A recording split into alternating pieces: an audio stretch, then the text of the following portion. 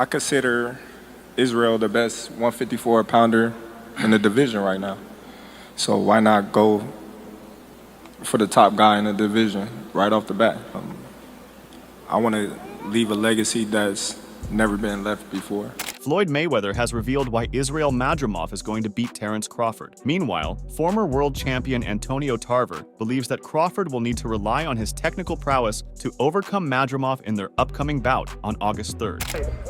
Man, you got to take your hat off to Crawford for, stepping up, but also picking and choosing one of the toughest guys in the division. I think Crawford want to make a statement. Tarver advises against Crawford engaging in a slugfest with Madrimov, describing Madrimov as a formidable puncher with a build akin to Canelo Alvarez, compact, powerful, and standing at 5 feet 8 inches. He compares Madrimov's power to that of both Canelo and Gennady Golovkin. If Crawford decides to engage Madrimov in a slugfest, similar to his bouts against David Avanesian and Errol Spence Jr., his endurance will likely falter. Crawford isn't equipped to withstand the powerful blows that Madrimov delivers, particularly given his 13-month hiatus and his approaching 37th birthday. Madrimov, unlike Golovkin, opts to keep his distance, launching powerful punches from afar rather than closing in on his opponents. Tarver observes that Madrimov's hand speed is lacking, giving Crawford a potential edge. Nevertheless, Madrimov's speed matches Golovkin's, which could allow him to pressure Crawford similarly to David Avanesian. Despite Avanesian being an older fringe contender, Crawford still absorbed numerous hits from him. Antonio Tarver, speaking to Fight Hub TV, remarked that one had to commend Terence Crawford for selecting one of the toughest opponents in the division. Tarver believed Crawford aimed to make a statement by moving up to 154 to face WBA junior middleweight champion Israil Madrimov, known as one of the biggest punchers in the division, on August 3rd. Tarver added that Madrimov resembled someone just a few pounds shy of a Canelo build, emphasizing Madrimov's strength, long arms, and unconventional fighting style, switching between left-handed and right-handed with power in both hands.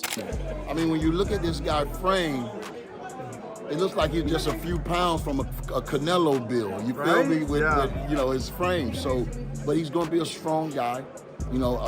His arms are long, from what I see. Fans doubt it was Crawford's decision to take on Madrimov. That seems more like the brainchild of His Excellency Turki Alalshikh. If Crawford had his way, he would jump directly to a bout with Canelo to secure a big payday and then retire, but he needs to put in a bit more effort first. If His Excellency intended to make the challenge extremely difficult, he would have arranged for Crawford to face David Benavidez or David Morrell. Such a task would have been insurmountable for Crawford. Instead, he's been handed a slightly more attainable, yet still formidable obstacle by being pitted against Madrimov. Tarver acknowledged Madrimov's power, but expressed confidence in Terence Crawford's versatility and talent. Tarver advised Crawford to avoid engaging directly with Madrimov, suggesting that a solid defensive strategy and avoiding unnecessary shots would enable Crawford to control the fight. On tape, and then his just the way he fights, it's not real rhythm there, but he just go left-handed, right-handed. He ambidextrous. He got power in both hands. I think one thing he has is power, but I believe Terence just has so many things in his bag. You know what I'm saying? But I think he's gonna have to fight off his talent. Let his talent lead him. Don't go in there trying to bang with a banger. You know what I mean? So as long as he can deploy a good defensive strategy, make sure he don't take no unnecessary shots, I think he can control it. Crawford won't be able to dodge a clash with Madrimov, who fights with relentless pressure and unleashes powerful long-range shots. Adding to Crawford's challenges are his increased weight, slower pace, advancing age, and recent inactivity. Numerous factors are stacked against Crawford, securing a victory in this bout. If he can't secure a knockout, he's facing a long, grueling match on August 3rd. Crawford won't be up against a worn-out, rusty, weight-depleted, accident-scarred Errol Spence. Tarver further commented that Madrimov lacked speed and quickness, describing him as somewhat plodding. He suggested that Crawford should have a speed advantage over Madrimov. Once Crawford found his rhythm and timing, Tarver believed Crawford would be able to execute his strategy effectively. Control him because he's not that fast. He's not that quick. He's not that fast. He's a little plodding almost. So Crawford should have the speed on him, and I think once he finds his rhythm and timing, I think Crawford will be able to do what he wanted. Madrimov's speed is comparable to Golovkin's, but unlike Golovkin, he doesn't stay close and unleash a barrage of power punches. If the 40-year-old Golovkin who triumphed over Ryota Murata faced Crawford, it would spell trouble for Crawford. Madrimov's hit-and-move technique might not be effective against Crawford, but it will hinge on how well Madrimov can withstand Crawford's power. Crawford's challenges may stem from his inactivity, age, and the transition to a higher weight class. His age and lack of recent activity might be significant hurdles, and he has yet to encounter an opponent with the skill level of Madrimov. The competition Crawford faced at 140 and 147 pounds was subpar, and he didn't go up against any noteworthy opponents at 135 pounds either, except for a past-his-prime Yuriorkis Gamboa, who managed to stagger him. Joel Diaz, the trainer for Israil Madrimov, asserts that Terence Crawford will experience Madrimov's power firsthand. Diaz believes it's a misstep for anyone to expect Crawford to face Canelo Alvarez next. He argues that Crawford's upcoming opponent Madimir is no ordinary contender and presents a significant challenge, especially with their fight scheduled for August 3rd. A lot of boxing enthusiasts might not be acquainted with Madrimov, as he's relatively unfamiliar to them. In contrast, the 36-year-old Crawford is a well-known figure, having been featured frequently on ESPN throughout his impressive 16-year career. People choose to go with those they know and see Madrimov, the unknown, as the prop that Crawford is going to knock over because he is the known commodity. When fans become accustomed to their favorites' constant victories, they start to believe that success is a given, no matter the weight class or rival. Crawford, now at 36, has reached the peak of his potential, and Madrimov is poised to reveal the cracks in his age and abilities. Now in front of him, he has a younger fighter, strong fighter, and very disciplined, said trainer Joel Diaz to the Snow Queen LA YouTube channel, talking about Israil Madrimov ahead of his fight against Terence Crawford. Crawford has grown impulsive, driven by the lure of a big payday from a fight with Canelo Alvarez. He's in a hurry, lacking the luxury of gradually adjusting to the 154-pound division, a common practice for fighters returning after a year-long hiatus and nearing retirement age like Crawford. His Excellency Turki Alalshikh expressed a strong desire for Crawford to face Madrimov, and Crawford couldn't afford to decline, especially since Alalshikh holds the key to a potential Canelo bout in 2025. Consequently, Crawford is stepping up to the challenge, taking risks that a fighter of his age and with 4 years of inactivity typically wouldn't, driven by the necessity of securing the Canelo opportunity. Crawford dodged a bullet when Turki didn't challenge him to face David Benavidez or David Morrell at 168. Those matchups would have been electrifying, and Crawford, unable to refuse Turki's request, would have found himself in serious trouble against such formidable punchers. Diaz said about Madrimov, "When he's in the ring, he's very complicated. You can watch a video of Israil and give yourself an opinion, but it's totally different when you're in the ring with him. When you're in the ring with him, it's very complicated." Madrimov's unpredictability stems from the unconventional angles he uses when delivering his punches and his aggressive approach. Despite having fought Eastern European opponents before, Crawford has never encountered a fighter with Madrimov's unique style and exceptional power. Diaz added, "When he's in the ring, he's in great control. I've seen him in the ring spar Dmitry Bivol when he was getting ready for Canelo. I was amazed. This kid is a 154 pounds, and he's sparring a 175-pounder, and he's doing great. I don't know if Bivol was going easy on him or not, but that sparring looked great." Dmitry Bivol isn't known for his imposing size in the light heavyweight division, which might clarify why the robust Madrimov was able to stand his ground. Madrimov's physique is similar to that of Canelo Alvarez, which could have been an advantage in his bout with Bivol. The power behind Madrimov's punches likely made Bivol cautious, as he couldn't afford to throw combinations recklessly without risking a counterattack. Diaz said, "That motivates me to see Israil step in the ring against Terence Crawford. His youth, his ability to move, and when he hits, he hurts. I know in that fight, there's going to be exchanges, and anything can happen to get that victory."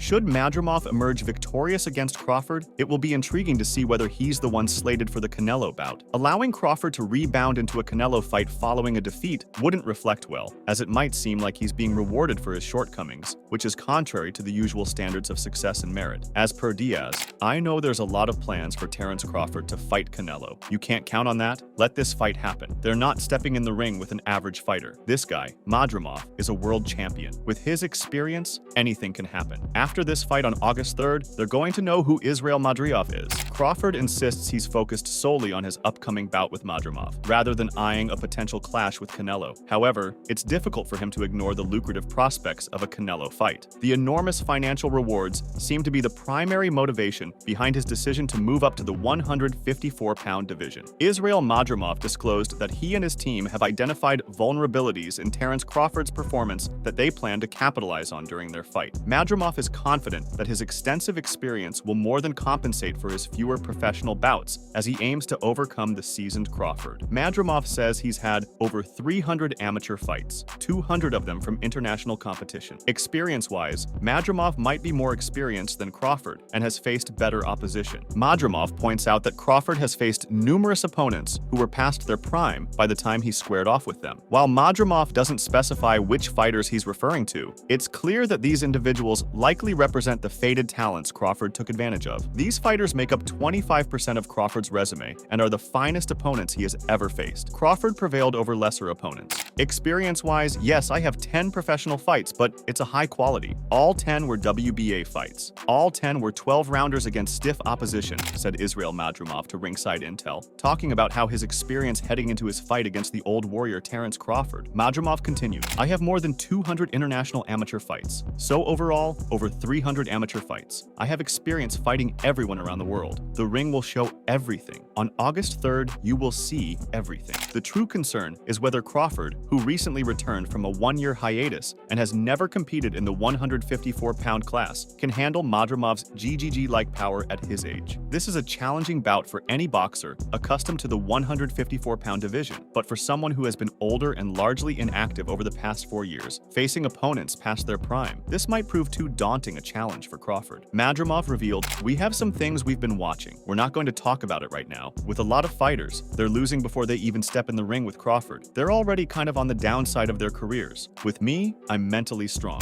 Madrimov's observation about fighters nearing the end of their careers is spot on. Throughout his career, Crawford was strategically matched by Top Rank, renowned for crafting impressive yet often insubstantial records for their fighters. This approach is more about creating a marketable image for the fighter, akin to promoting a product rather than reflecting genuine competitive substance. Madrimov added, I know what I'm capable of. I know this fight is important for me, my family, for my legacy, and the whole country. I've got a whole country, Uzbekistan, on my back supporting me. I'm definitely coming out there to do everything within my power to get the victory. My only thoughts are positive thoughts. I know what I'm capable of. It's quite uncommon for these fighters to live up to the hype of their inflated records, and they frequently crumble under real pressure. A prime example will be former top-rank fighter Edgar Berlanga, who will soon face a major test when Canelo Alvarez steps into the ring with him. Similarly, Crawford's record has been carefully managed, failing to reflect the true nature of his abilities. As per Madrimov, everyone is talking about this fight, and everyone is looking forward to the August 3rd fight. Moreover, it appears that Israil Madrimov is channeling his inner Incredible Hulk as he gears up to defend his WBA junior middleweight title. Madrimov's substantial muscle mass could become a hindrance if his bout with Crawford extends into the later rounds, particularly if Terence starts to move as fluidly as he did earlier in his career. However, given that it's been quite some time since Crawford last displayed such agility in the ring, he might no longer possess the youthful quickness required for a hit-and-run strategy he employed over a decade ago. Madrimov has long been known for his impressive physique, but his current form is even more defined and chiseled, thanks to the rigorous training he's undergone in preparation for Crawford. If this revamped appearance equates to GGG-level power, Crawford could be facing a formidable challenge. It may get intriguing if Crawford and Madrimov go to war, because Crawford is up against a powerful opponent who he has never faced in his lengthy career. This is undoubtedly the most challenging bout of Crawford's career for several reasons. Both his time away from the ring and his advancing age pose significant factors. Additionally, his track record, which is either sparse or consists of top-tier competition, cannot be overlooked. This bout serves as a preliminary test for Crawford, aiming to demonstrate to fans and his excellency that he's worthy of a world title opportunity against undisputed super middleweight champion Canelo Alvarez next year. Crawford needs to deliver an electrifying performance. Otherwise, he risks turning in a lackluster, overly cautious show that could make fans doubt his suitability for stepping up 2 weight classes to challenge Canelo, especially if he doesn't dazzle against Madrimov. Social media users have been buzzing about Madrimov's increased size for the Crawford bout, indicating that the Uzbek fighter is honing his power game. He appears to be banking on a knockout as his most promising strategy against the exceptionally skilled former 3-division world champion.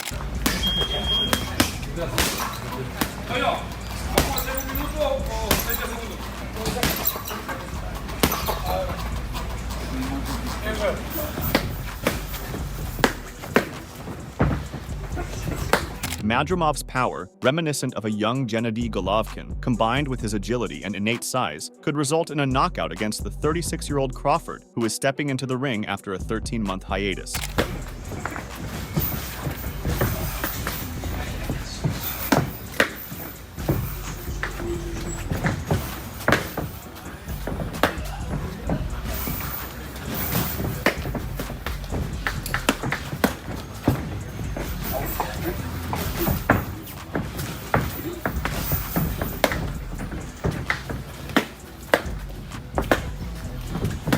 Tim Bradley believes that Israil Madrimov's fighting style as the WBA junior middledweight champion bears a resemblance to that of ex-WBO welterweight champion Jeff Horn. He is confident that Terence Crawford will manage him effortlessly. Bradley suggests that Crawford will approach Madrimov in a manner similar to how he faced Horn on June 9, 2018. At that time, Crawford was 30 years old, but now, at 36, he is more active, fighting twice annually. In that bout, Crawford defeated Horn by stopping him in the 9th round. Crawford's strategy to overcome Horn involved a series of tactical moves: jab consistently, circle around the ring to evade Horn's pressure, strike as Horn advanced, clinch when Horn closed in, and engage roughly during the clinches. The fight followed a repetitive pattern. Horn was unable to counter Crawford's agile movements. Whenever Horn managed to close the distance, Crawford would clinch him and leverage his wrestling skills to prevent Horn from escaping. Observing Crawford in a sparring session with Andre Ward, it's evident that he'll employ footwork against Madrimov to avoid his strikes. Crawford will emphasize utilizing his jab, delivering precise counters, and clinching when Madrimov manages to close the distance. For boxing enthusiasts who prefer high-intensity clashes between aggressive fighters, this bout might feel lackluster. However, that's not how Crawford typically operates. His style has always been more strategic and less about direct confrontation. The times he appeared relatively stationary were against the past their prime Errol Spence and the borderline contender David Avanesian. Crawford will need to revert to the defensive tactics he used against Jeff Horn when facing Madrimov. Madrimov's power is formidable, and Crawford's age makes engaging in a direct brawl unwise. Bradley said, "He's facing the right guy at the right time, and he's going to take full advantage of Madrimov." When Crawford moved up to 147, he fought Jeff Horn. A lot of people said Crawford's small, moving up to 147. I don't know if he can deal with that strength. This guy, Horn, smashed 38-year-old Manny Pacquiao. Crawford handled him pretty easily. Horn was never on the same level as Madrimov, and that's something Bradley seems to be missing. A year after Horn's defeat to Crawford, he was knocked out by both Michael Zarafa and Tim Tszyu. Those setbacks weren't due to Crawford weakening him. Horn simply wasn't that skilled. He's not comparable to Madrimov in any sense. Bradley added, "Madrimov is a rough type, strong, come forward. Do you see the trend with the guys that come forward? Crawford knows how to deal with those types of styles."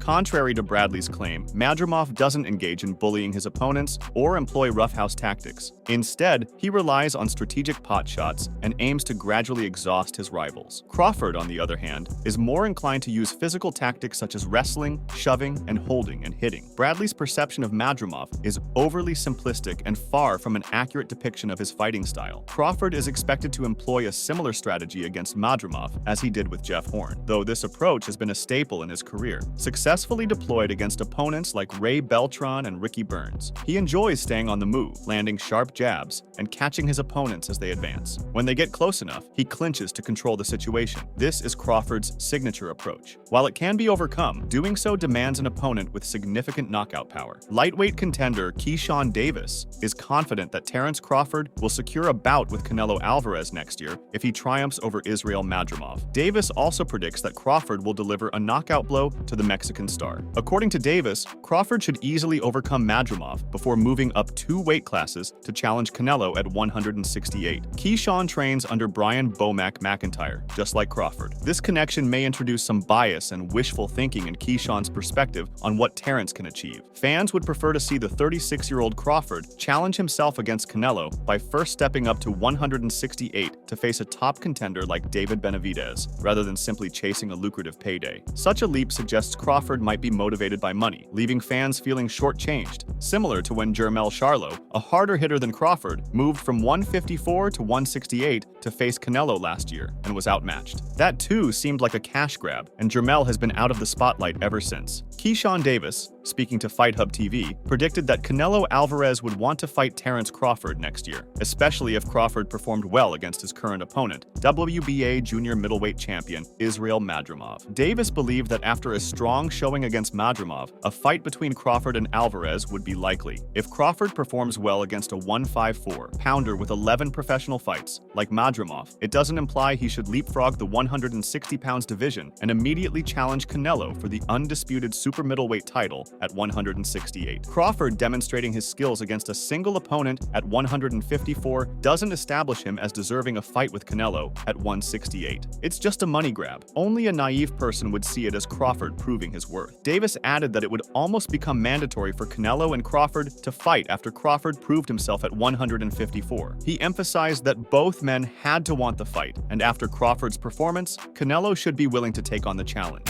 Oh yeah, for sure. I think they will fight, especially after Terence Crawford looks great against this opponent right here. Well, it's not an opponent, against this guy right here.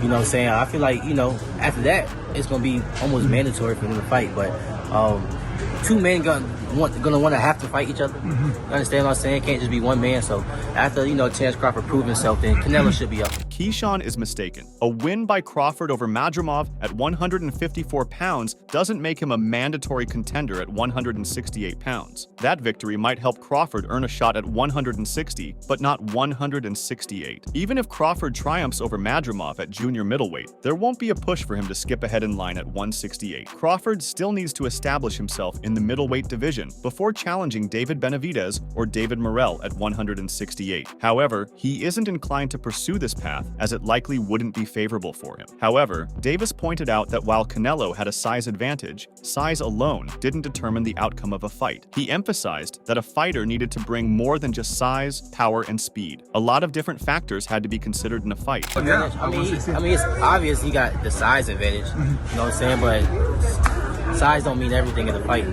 Like, size really don't mean everything in the fight. You gotta bring more to the table than just size, than just power, than just speed. You gotta bring a lot of things to the table when it comes to a fight. So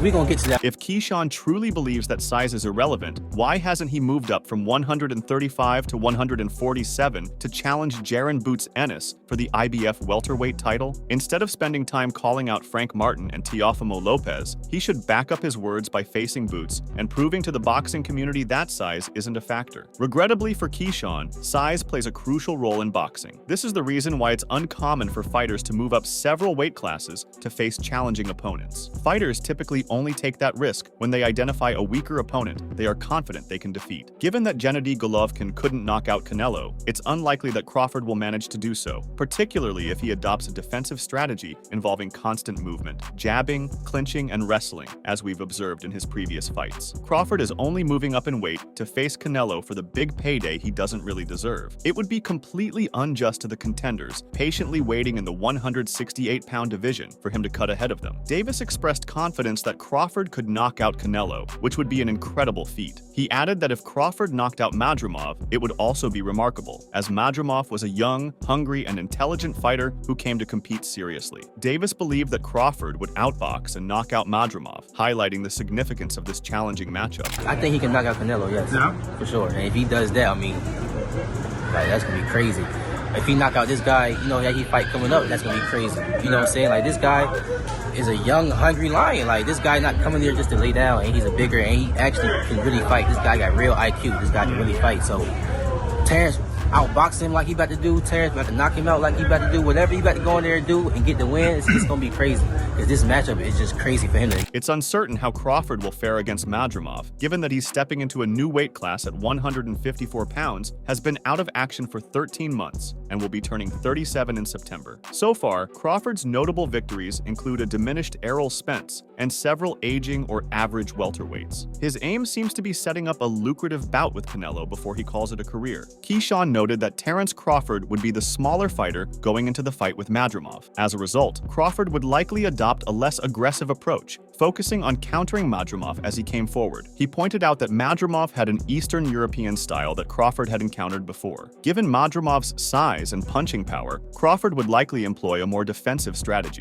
The smaller fighter coming in this fight, for sure, you'll probably see him more defensive, probably more not so much aggressive, and probably just catch this guy coming in. I watched a little bit of tape of this guy, not too much. I really want to watch him though, find time to watch him. But this guy look like he got like a little herky-jerky style, European style. The European style, yeah. Terence seen that before, but with just a bigger guy like this, and he's a puncher, I just feel like he's gonna be more defensive. Meanwhile, boxing legend Floyd Mayweather has made a bold prediction regarding an upcoming potential matchup between Madrimov and Crawford. Known for his impeccable insight and deep understanding of the sport, Mayweather's comments have stirred significant interest and debate within the boxing community. Mayweather emphasized Madrimov's technical prowess and unique fighting style as key factors that could give him an edge over Crawford. He highlighted Madrimov's ability to switch stances seamlessly, his precise footwork, and his knack for creating angles that perplex opponents. According to Mayweather, Madrimov's versatility in the ring allows him to adapt to various styles, making him a formidable opponent for someone like Crawford.